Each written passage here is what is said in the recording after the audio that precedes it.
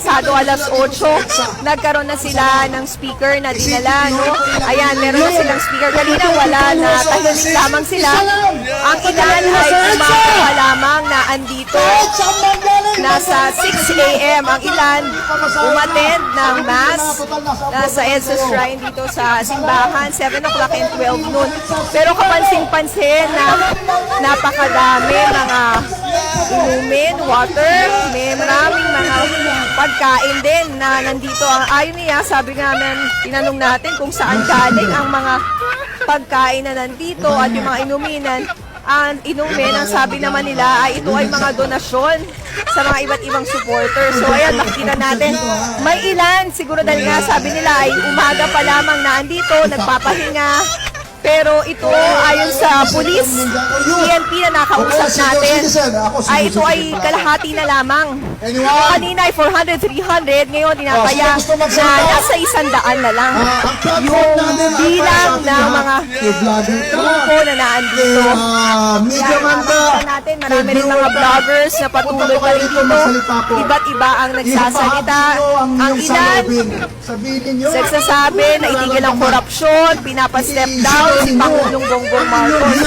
So, ayan, nagtanong din tayo kung saan sila galing. No? Ang ilan, iba't ibang lugar ang kanilang pinanggalingan. Meron sa around Metro Manila, meron sa Caloocan, meron sa Quezon City, meron sa Cavite, meron din sa Fairview. So, iba't ibang lugar yung kanilang pinanggalingan. Ang ilang grupo ay iba sa barangay, iba ay supporters, sarang iba supporters ni dating Pangulong Rodrigo Duterte.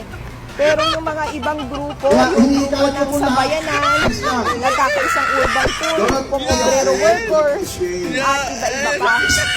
So kanina, mga umaga pala, mga hapon, nasa loob sila ng simbahan. Pero ngayon ay sarado na yung simbahan. Kaya naandito na lamang sila sa labas. Nagtanong-tanong din tayo kung ano ba yung dahilan kung bakit sila naandito. Ang ilan ay sinasabi na para sa suporta para sa mga Duterte. Ang iba naman, hindi pa sila sigurado dahil ang alam daw nila ay nagpatawag daw ng meeting. So ayan yung patuloy na ginagawa nila dito. Kung sino yung mga nais magsalita, patuloy na pumupunta dito. Hindi naman sila nag-cause ng traffic dahil dito sila sa may Robinson's Galleria, dito sa may mall, dito lang sa may bilad, dito sa may EDSA Shrine. Along EDSA, wala naman ng mga supporters sa mga tao na naandoon. So, ito inaantabayan na natin kanina kasi sabi nila around 10 ay magdi-disperse na. Pero ang ilan naman sinabi dito magpapahinga o magpapalipas ng gabi.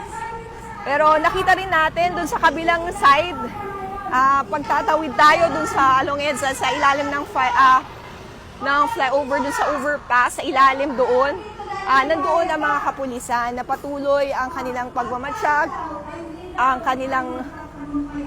kanilang standby mode dahil kung sakali nga magkaroon ng kaguluhan, nandun ang mga kapulisan natin sa Mandaluyong, PNP, at ang QCPD nakikita rin nga natin ngayon dito may mga nagpapahinga na, meron din dito mga motor na nakapasok na. Actually pa, sarado na ang mall ng around 10 o'clock na ngayong gabi.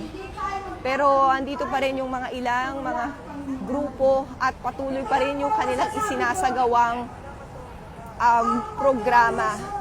Natanong din natin kanina kung bakit nga ba naisipan nila na dito sa EDSA gawin yung kanilang pagtitipon. Ayon sa isa nating nakausap, si Ka Eric Celis, yung sa grupo ng Sambayanan, sabi nga niya ay dahil ang EDSA raw ay historical place na peaceful ang naging political change o ang naging pagbabago.